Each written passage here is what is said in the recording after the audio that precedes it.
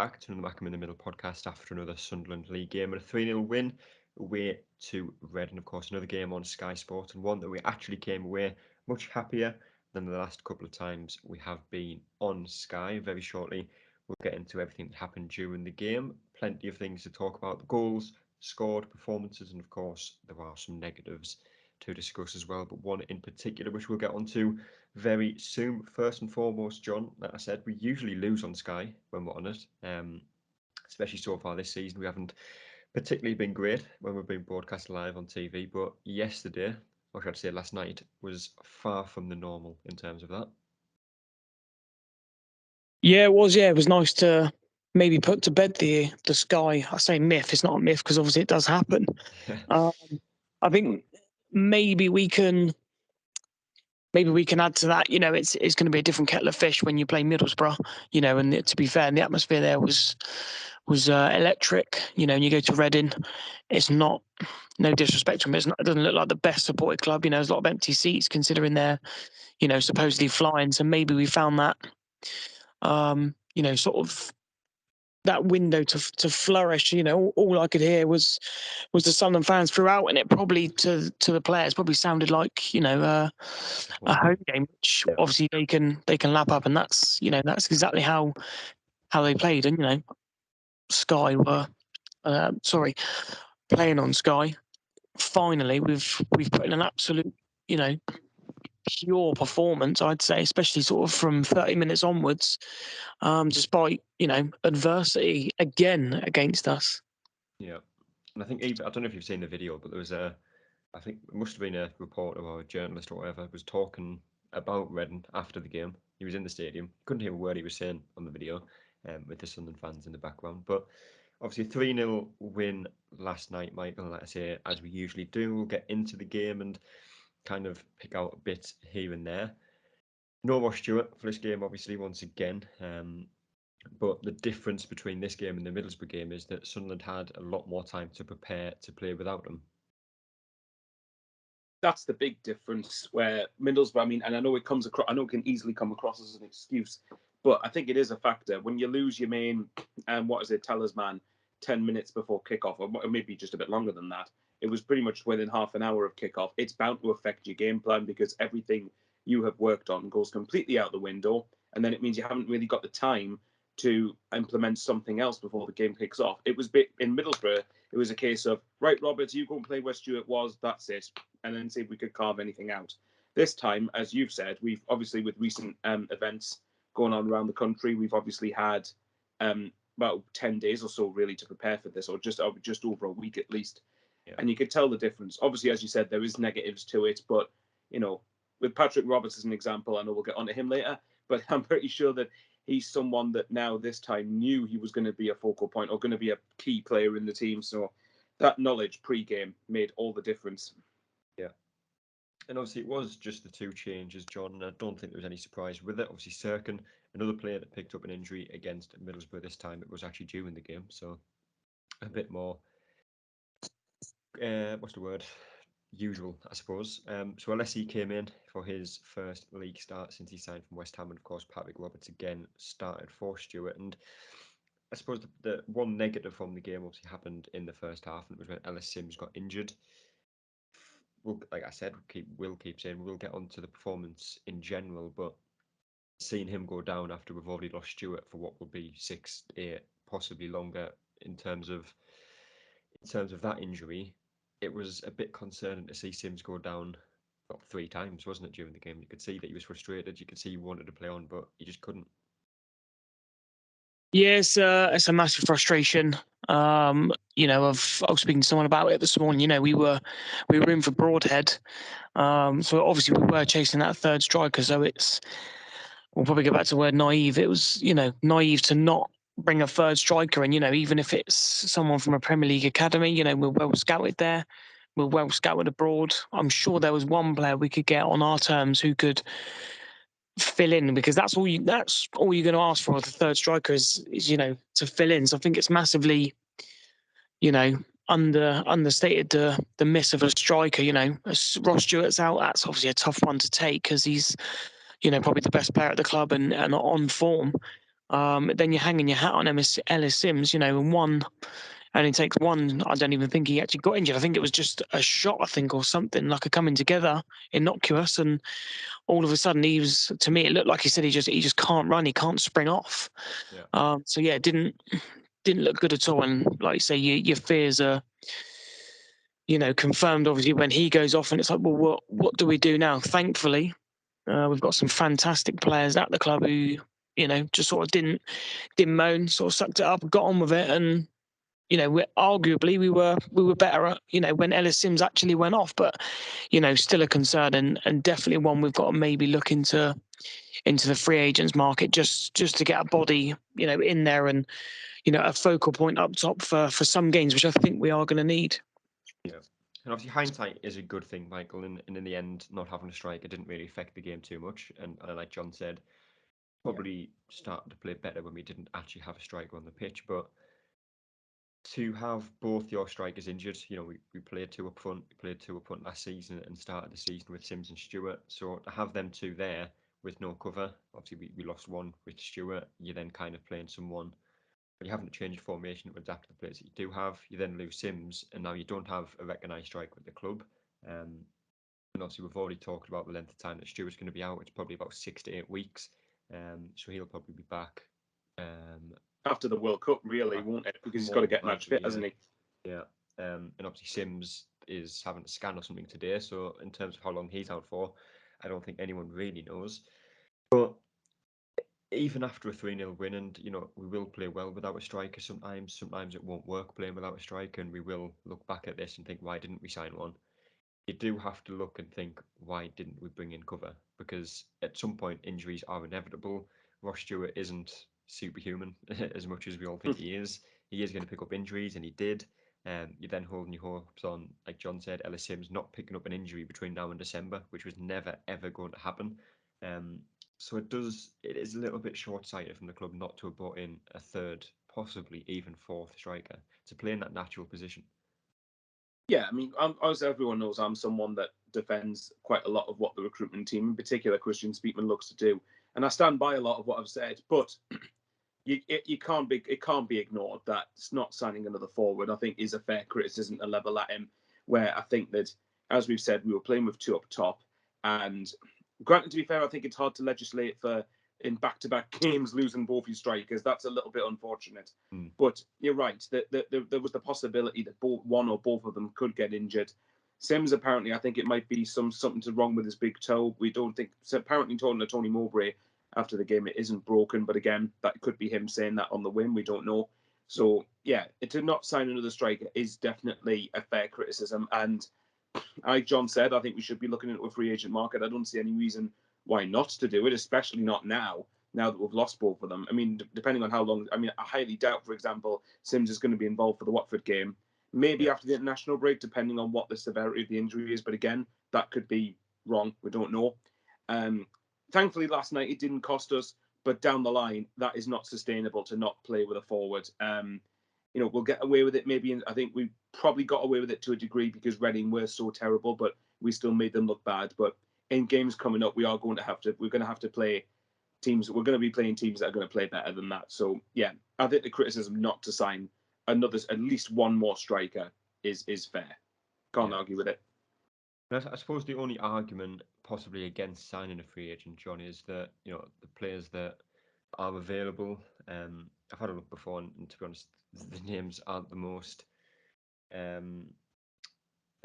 appealing. Inspiring. That's the word. Inspiring. That was the actual word I was looking for. There we go. Some of them will do a job. Some of them could come in and get a couple of goals and be that vocal point of the team. But the main thing is, especially at this point of the season with free agent strikers, is they've not been training.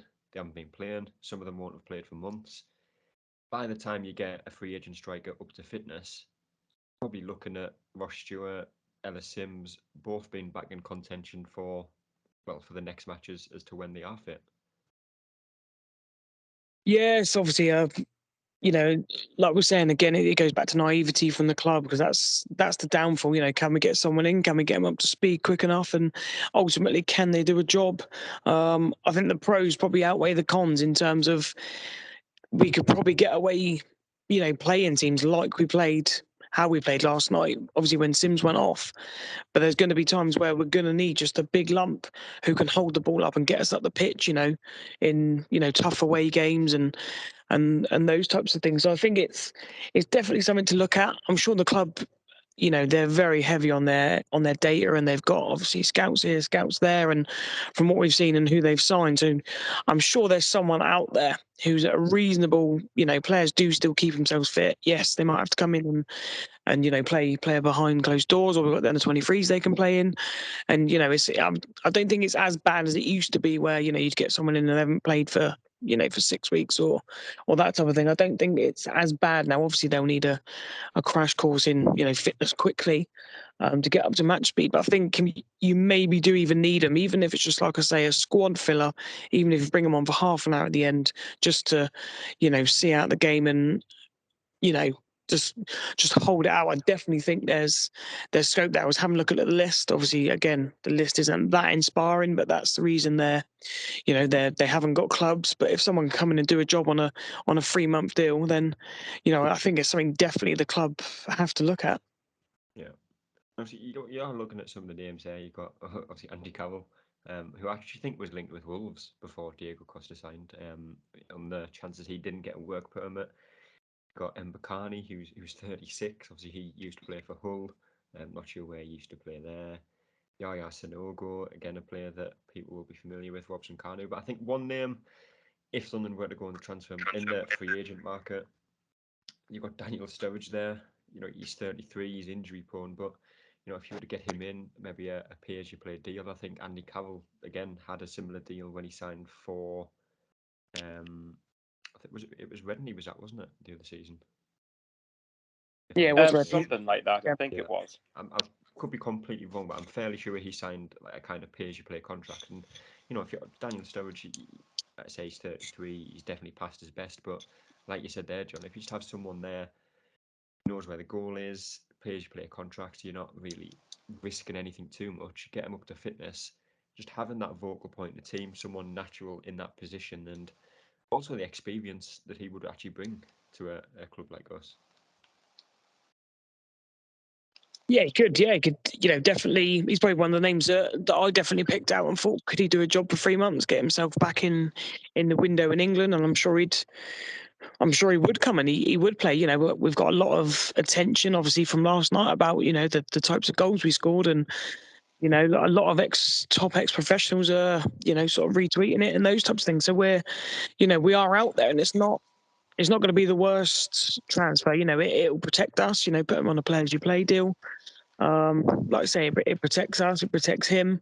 He can bring a bit of experience. He's won stuff in his career. I think he won a few things at Liverpool, I think. And obviously wants to get himself back in the shop window, and a bit of experience for the youngsters. I don't see that really being a problem. But again, the logistics have to be right, and hopefully the club behind the scenes are have already started to make those calls. You would have thought. Yeah. Well, obviously, we don't know if the club will be going in for free agent striker, but if they do, there are a few players there that could possibly come in and have some kind of positive impact. But obviously, Ellis Sims went off, Michael, and it didn't take long for Sunderland to improve in the game, really. Obviously, Elliot Embleton came on, and the way we moved the ball, how fast we moved it, the movement on and off the ball was better. And I think it was just a few minutes later when it was Roberts that opened the scoring, and on that goal, he gets the ball out wide, and Embleton obviously plays it to him, comes inside, and I think one thing that has frustrated me a lot, not just this season but in other seasons, is from that position that Patrick Roberts found himself in. So many times I've seen a player cut back outside, play it into the full back, play it into the midfield, and just kind of recycle possession. So the goal from a Sunderland point of view for Roberts to drive in there and actually have the confidence to just go for goal there, and it was a great finish as well. Well, it was. I mean, as you said, we're trying not to mention League One as much, but there was so many times in League One especially where we had loads of promising opportunities to attack and go forward, and then all of a sudden we take the safe option and the attack's basically gone because you've given the other team time to restructure, regroup, and refocus. So, and as you said yourself, I think when Sims went off, it's bizarre that I said on my own YouTube what was it, YouTube video that how it's so Sunderland to lose your only striker left on the books in a game and then improve after he's gone off and win 3-0. It's just mental on every epic scale. But yeah, particularly when Patrick Roberts got the ball down the right hand side, it was good movement leading up to it, and he was just he wasn't pressed. That was the weird thing. I think John said before we started recording that Redden didn't press us, even when we were going in their final third. They just backed off and let us do what we wanted, which was really strange from them. I'd be furious if I was a Reading fan for that. But yeah, I think Sky actually showed some on the TV before the games, and I think something at home. I think Redden have only averaged about 35% possession. yeah, something like that. They barely averaged much of the ball. I mean, well, I watched them against Stoke, and I thought that Stoke should have got something out of that game. I didn't think Reading were all that convincing there either. But I suppose you can't take away the fact they've won their first 4 home games prior to last night. But yeah, it was just weird the amount of space that we kept on getting. But nevertheless, that's not Patrick Roberts' problem. He just basically cut in and just kept dribbling, got into a good position, and it was obviously, I know you get onto the second goal, but as for the first one, very, very good, calm finish. And I think that was important just because I can imagine that, especially on social media, and I'd imagine some fans in the ground, everyone would have been shitting themselves, to be honest, once Sims went off. So to get the lead not long after that, I think was pretty important from that perspective. Yeah. And it was 90 seconds later that Roberts did the exact same thing, basically, Michael. Again, Sunderland broke. I think it was O'Nien that won the ball at the back. And again, he's a player that I think has played well so far this season. Again, being brought in because of injuries and probably earned his place in the team. You know, he plays it simple, plays into midfield, and Sunderland break from there with pace. Again, something that I don't think we've seen too much of, especially in the past few seasons. But we get forward with pace. Again, Pele out to Roberts, cuts inside on his left foot. And instead of playing it first time, he's obviously cut inside again, beat one defender, beat the second defender, and again, just a very good finish from Roberts. And he's a player that I think he scored 2 goals last season for Sunderland. I think he's got 3 this season from 3 shots on target, possibly 4 now after he had that chance in the second half as well. But again, just to see a player like Roberts, he's got the quality. Everyone knows that. You know, he showed it at Celtic, he's shown it at Sunderland, albeit without that final product. If he can perform to them standards, then he could play a big part this season. Well, he can. I've said that even when Alex Neil was here, I said that I want to see more Patrick Roberts because I've seen enough of him in the games to think actually there is a player here. And I remember in the summer, and I made this argument with Jack Clark as well, that if you give these players somewhere to settle instead of shifting them around every 6 months, then I think you'll see the better versions of themselves. Now, granted, this is Roberts' first start, isn't it, in the league? Is that right? Got Middlesbrough. Barman, okay, yeah, okay. Well, we'll say first proper start because he wasn't meant to start that game. The first game where we intended to start him, and it shows that, and even in that game, the Borough game, obviously that was a change at the very last minute. Whereas this one, he knew he was playing. But as you said, he's got the quality, and it just shows there's a reason Man City all those years ago would have bought him. I mean, granted, probably to fill a certain criteria, I don't know, but regardless, you know, he looks promising, and he's a championship level player easily, and he's one of the players, like many that we've got right now, that we would have had to have gone up in order to keep. But yeah, two very good finishes. Really did step up. Obviously, we know he's not going to do that every game. Saturday, he'll certainly find it much harder on Saturday. But you know, you're not going to complain. 2 well-worked goals, 2 well-worked finishes, and long may it continue.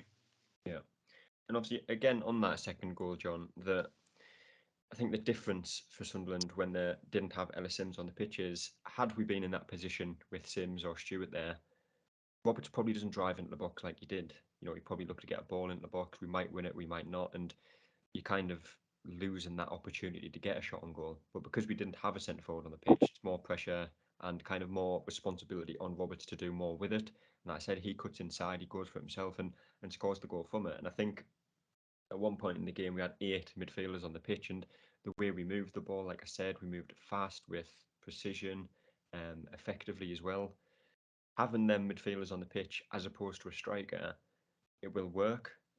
It did work against Reading very well, and it will work again in the next few games. Sometimes it won't, but just to have that kind of fluidity, because you know when you've got someone like Roberts in a false 9 position, or Pritchard or Embleton with them switching round, like I said to you just before we started recording, the players that are there are players that are used to linking up player.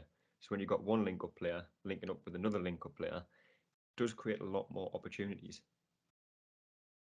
Yeah, it does. And like we say, when there's no focal point there, you know, they have then got that space and to run into. I don't necessarily think it's a pressure. I think with Mowbray saying in his press conference, these players need to step up and add goals to the game. I think yes, there is that maybe that slight pressure of, because Stuart's not there, they have to score, but I think it maybe gives them more of a freedom to go and play. And if we're playing like sort of what we're playing, sort of 5-4-2, it's probably five, forward thinking players in Embleton, Neil, Pritchard, Roberts, and Clark. They are all fantastic footballers for this level that they've shown. And when Manchester City would do it and not play with a striker and play with all those midfielders just moving around, it's classed as absolute genius when they go off and they win 3-0, and those types of things. So when we do it, and it does work again, it is, to be fair, an absolute masterstroke. Reading could not get anywhere near us. The football was fantastic at times, and that went right through the team. It doesn't necessarily mean it was the just the front ones, because Corey Evans was joining in, the defenders were joining in, obviously Gooch and Elise were joining in, and it brought a whole, I'd want to say, like a different dynamic. Like, I'm sure we were all worried about, oh my god, what we're going to do? Stewart's gone, Sims has gone, we've got no focal point to zip the ball into. But it seems like we've shifted into that fluidity of different football, getting these boys on the ball, and as soon as they're on the ball, they will, we'll say eight times out of 10, they will, do the business. And the way the game opened up for Roberts to score that's exactly, the types of things that we want. Yeah. Obviously, we've talked about the first two goals quite a lot, Michael, and again, they are goals that come from a lot of creativity, a lot of movement, and direct football. But the third goal in the second half probably deserves a little bit more focus as opposed to the other two. And it starts with Patterson. Just literally plays a simple ball out to a 9 in the edge of the 6-yard box, and it just kind of builds up from there. I think 8 players touched the ball. I think I can't remember the exact number, but I think there was only 2 players during that build-up that actually touched the ball more than once. Obviously, the ball goes into Neil, goes into Roberts, into Pritchard, into Neil again, and then Jack Clark finishes it, and it was a very good finish. And I showed it to someone who isn't actually a Sunderland fan after the game, and he said it was a very Arjen Robben-esque finish. And now that I've watched it back, I see exactly why he says that. But just on the goal, from a point of view of the creativity, the build-up play to it, you're not going to see many better this season than that. If this goal's not contender for to be one of the goals of the season in May, then something's very much wrong. Because this, I mean, I've as you were talking there, I've literally watched the goal back about another 3-4 times, and it's just, without trying to get inappropriate, it's just brilliant. It's just magical. I just love. Obviously, that's not going to more times than not. That though the movement we were trying there will not come off. Sometimes that will happen. But I mean, and obviously, as I said, for the 2 Roberts goals, Reading gave us the freedom to do what we wanted. But you're right. I was just watching. There was 8 passes. So you what? Patterson, O'Nien, Evans to Goochton. I think it was to. Hang on. So I think it was to Neil, to Roberts, to Pritchard, back to Neil, and then to Clark, who finishes it. It's just really, really well done, and you can tell that was worked on the training ground. It seems that everyone is just on the same hymn sheet for the goal, and it was so satisfying to watch. And it's funny because I've never known Sunderland to score goals like that.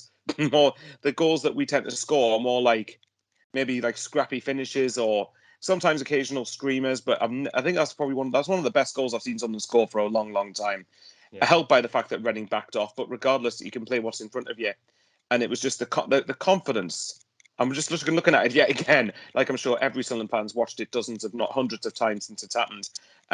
I didn't realize how good the goal was when I first watched it, like live, because I was in the pub watching it. And then when I watched it back on social media, I was like, actually, that's a bloody good goal. The way that it's worked. So yeah, you're right. That's got to be a contender for goal this season. I don't know if there's such a thing as goal. That's got to be at least goal of the month, surely. It's got to be at least up there in the nominations for one of them. But yeah, and obviously on Jack Clark, did well to finish it off. Good control, good composure to turn his man, and good composed finish as well. Like Patrick Roberts, it's good to see these 2 are starting to hit their feet. Long may it continue, but yeah, got to be goal this season. There'll be something seriously wrong, and I would question whether there's deliberate fixing going on, if that's not at least in the contention for goal of the season. It's definitely going to be Sunderland's goal of the month. It has to be. Has to be. Unless we score 3 goals at Watford like that, I don't know. Yeah, wait and see. But again, on that goal, John, is one thing that you look at is just how fast Sunderland get up the pitch. And again, going back to some of the other games, I don't really want to talk about League One too much, but we'd build up, would hold on to the ball and recycle it, be backwards and sideways. But when Sunderland play with intent, with directness, and get the ball up the pitch quickly, we are a very good footballing team. Yeah, we are an excellent football team. At this level, we play. To be fair, we play football, the right way. Hence all the, the outside plaudits that we've obviously been given for the goal. And it's, to be fair, it's quite a simple goal. But if you do the simple things well, it's, that's how it works. It's just a simple little roll out to 09, which we saw throughout the whole game. Puts it into Corey Evans. Not one person's near Corey Evans. Can take a touch on the turn. He knows it's going to Gooch anyway. Zips it down the line. A great touch by Dan Neil, which you'd expect anyway. He's got that in his locker. Another little flick by Roberts. Again, if Roberts is in the team and he's being picked and he's got his manager's backing, which I don't necessarily think he had under Alex Neil. But if Mowbray's got him in and believes in him, then we're going to see him flourish. And we know Pritchard's got the ability. To pick out that pass, even though it was sort of blindingly obvious. Again, perfect from Dan Neil down the wing.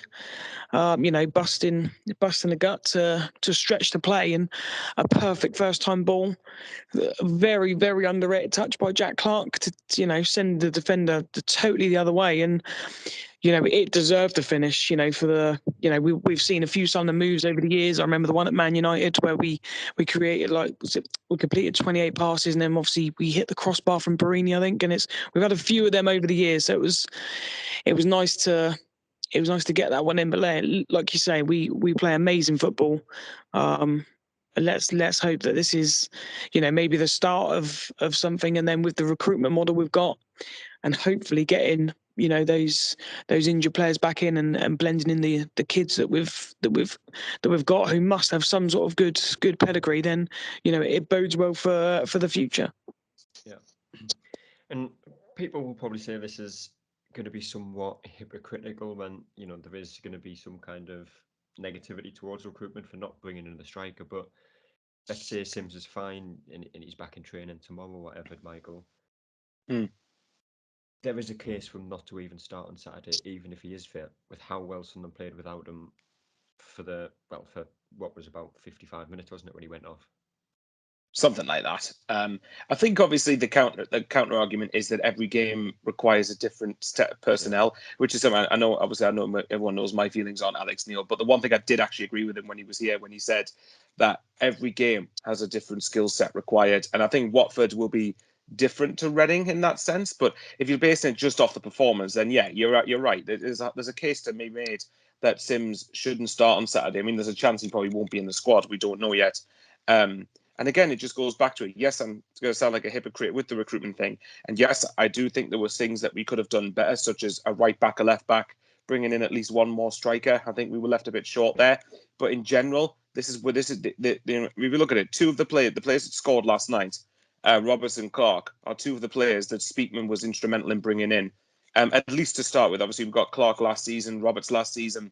And this just goes to prove why I think that he gets a bit more. While if some stick he gets is fair, I think some stick he gets is a bit unwarranted. And I think some of the players these players were brought in are clearly championship level.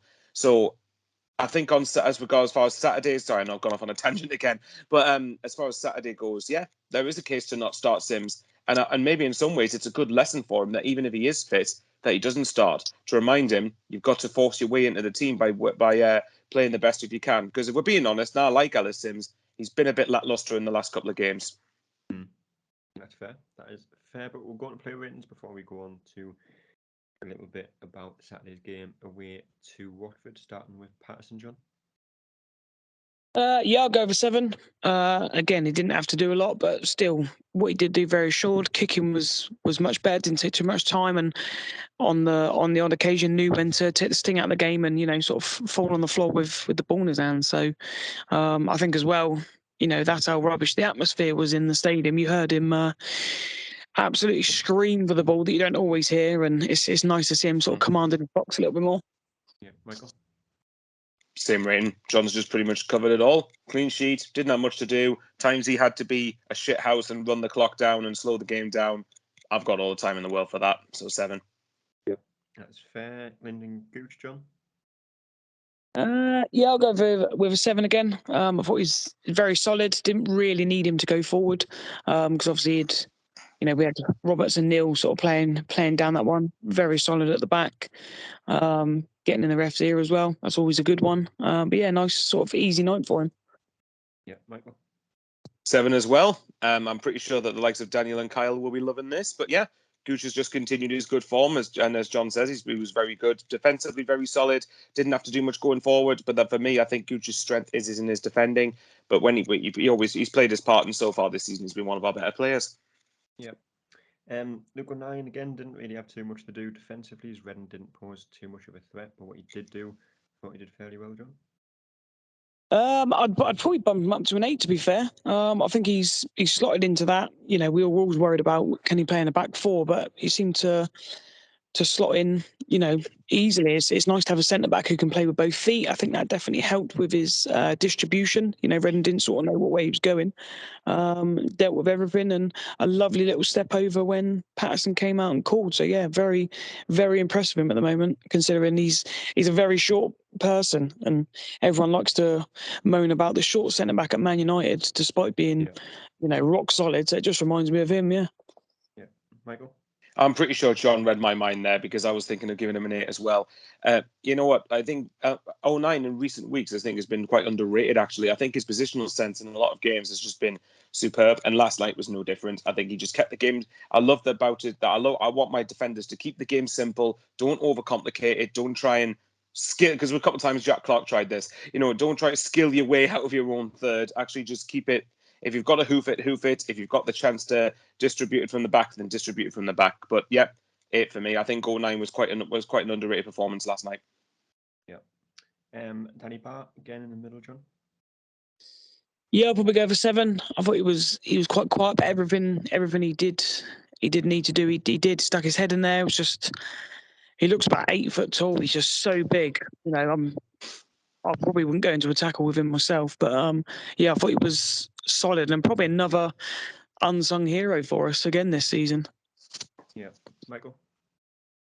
Yeah, sorry, John, I'm gonna end up stealing all your ratings after you've said them. Yeah, but 7 for me as well. I think that then, like John said there as well, like I've said on previous podcasts, I think that Danny Bart's just been one of the unsung heroes of this season, and I think his experience at the back is so vital. And yeah, just 7, hard as nails, love it. Alessi obviously started on the left side of a back three, John. Struggled against Sheffield Wednesday in the game that he started this season, so obviously picked up an injury against Middlesbrough, so he had to start against Reading last night, and thought he was probably one of the best players on the pitch, to be honest. Yeah, totally agree. I'll probably go with an 8. He could probably dwell on his performance at Sheffield Wednesday, but it's because he's only young. But last night I thought he was fantastic. He was strong in the tackle, wanted the ball. His everything about his play was good. Like I say, he won everything in the air, everything on the floor. Wanted to get in the tackle, and then when we did want to play, he was an outlet, and we played, and he played really well. To be fair, I think he got shot away as well. I think our first one, so it was nice to see him getting on the pitch. Yeah, absolutely solid. Yeah, Michael. Yeah, again, same rating. Yes, an 8 as well. I think I think John's already covered everything in the game. Although I would say is, like I keep on saying with players, if they don't have a great first game, don't be so quick to just dismiss them and write them off. News 2 particularly didn't, but I saw a few people saying that, oh, maybe he's not quite good enough, maybe he's not quite ready. Like, yeah, Sheffield Wednesday was clearly a game where, right or wrong, we didn't seem to care about all that much. Whereas I think I wanted to see what he was like in a game that was really important to us. And it's one game, it's one performance. Keep it up, though. Yeah. Jack Clark, left wing back again, John. Very good goal. Probably could have had a second. Not too long after when he chipped a keeper and it went just wide. But again, he tracked back well. Was a threat going forward. Yeah, sorry, mate. I thought it went off. Yeah, Jack Clark. I thought he was very good. Probably started off a tiny bit sluggish, but grew into the game. And yeah, I'd probably go maybe as high as an 8. Attacking threat was fantastic. And again, tracking back, I think he sprinted. best part of the whole pitch to put a tackle in, which was that's what you want to see, up and down, grafting your ass off and helping out, at least say at the back. I thought he was fantastic, and what a touch for the goal. Yeah. Michael. Yeah, again, 8 as well. I think John said it. I think everything he said I agree with. 8 just for the fact he was involved in goal of the game and what should be, like we said before, goal of the month probably, if not one of the goals of the season. Continues to get better. He's got it again, like Robert, like I said, I've said this loads of times, settled, gets a home, see what happens, and I think he'll deliver quite well for us this season. But yeah, last night, good as ever. Yeah. Corey Evans, John? I'll probably go over 7. I thought it was a quiet game, but I thought he just sort of kept things ticking along. Didn't really need to exert himself because the rest of the team were doing the business. But I'm happy for our central midfielder to have, obviously we know he's got a bad injury record, so hopefully he's just sort of coasted through the game, and he got his little break at the end as well. So yeah, 7 for me. Michael? 3 guesses what number I'm going with here. 7. Yeah, just a bit, a 7. But yeah, you know what? Yeah, I think Corey Evans. I think we've just got to show that we've probably really. It took a while for us to see the best of him, but now we have seen the best of him. He's an important cog in the machine, and God forbid he gets injured. But yeah, keep it up. Corey Evans has probably had one of a good comeback story from Sunderland where he was almost like a 0 and he's gone to a hero. End of last season he was good, and this season he's been very, very good. And like John said, I think when you've got that player in the middle that keeps things calm, it allows everyone in front of you to flourish. Yeah, that is fair. Dan Neil, John, obviously got the assist for the 3rd goal and actually was quite pivotal in the build-up to it as well. Thought he was very good again. Yeah, I'll probably go with another 8. I thought it was fantastic. His pressing was quality. His involvement in the goals as well was fantastic, and that's what we've needed from him. We know he's got the ability, but it's nice to see him flourishing in that now. Yeah, Michael, for you? I was tempted to say 7 just to be different, but no. I think 8's a fair rating as well. I think again, if you look at the ball he put through for the goal was just excellent, and he was obviously heavily involved in the build up to that one, and was heavily involved in the build up for what we did going forward all night. So yeah, 8 for me as well. Yeah. Alex Pritchard for you, John? Yeah, same again. I'll probably go with an 8 again. Nice controlled performance. Amazing touches, work rate. Just, I think he went as a focal point up top and triggered the press, and Reading didn't seem to know what to do. So yeah, again, a much better performance than we've seen in recent weeks. But we know he's got the quality, and yeah, again, I was very impressed with him last night. Yeah, Michael? This is the first rating. I'll go a bit different. I think I've dropped down to a 7. I think he was the least. I'm not saying he was least effective because he was still very effective. Don't get me wrong. And the ball he put through for Dan Neil's assist for Clark's goal was impeccable. It was really good. And as we said, we know he's got the quality. I think I'd go with the 7 because I've seen him control games a little bit more, but nevertheless, was still a very good performance from him. Yeah. Patrick Roberts, obviously 2 goals for him, John. Yeah, I'll go with the 9. I thought it was fantastic. His finishes are, very, very, very similar. But yeah, I thought he was excellent from start to finish. I think he started quite brightly, more brightly than Clark did. But yeah, excellent finishes, and it's nice to have a manager who probably believes in him, like sort of 100%, and was bigging him up, and he delivers. So yeah, again, long may that continue. Yeah, Michael? 9 as well for me. Just showed very good composure for the 2 goals. And as John said, we'll wait and see what he does over the course of the season, providing he doesn't get an injury, of course, with a manager that actually wants to play him and believes in him, because I think there is a really good player in there at this level. Obviously, Ellis Sims started the game, but obviously didn't do too much. So instead of him, we'll go with Elliot Embleton to round it up, John. Yeah, I'll probably go with an 8. Again, I thought his all-round play was fantastic. I did say in the in the group chat that the game would probably suit him because the amount of space that Reading were allowing us, and he's very, very good on the ball, and picking those. And we saw firsthand as soon as he came on, almost instantly, changed the game on the break. And another one of those players. If we can get him playing like that, most weeks, again, we've got another massive asset there. So yeah, for me, an 8, fantastic sort of 60 minutes. Last but not least, Michael. I'd probably still just drop down to a 7 slightly. I still think, like Pritchard, I think he was very important. And actually, his assist for the first goal was very good. It was the second goal. Sorry, assist for the second goal was very good. I think he was more quietly effective rather than stood out to me personally. But if people disagree with me and gave him an 8, then fair enough. That's fair. Man of the match, John. I'll get you to pick one first. For me, it's got to be Patrick Roberts. Like I say, 2 goals, excellent performance, and like we say, long may it continue. Yeah, Michael, for you. Likewise, Patrick Roberts in Championship Team of the Week as well, by the way, and so is Tony Mowbray, Manager of the Week. Just putting it out there.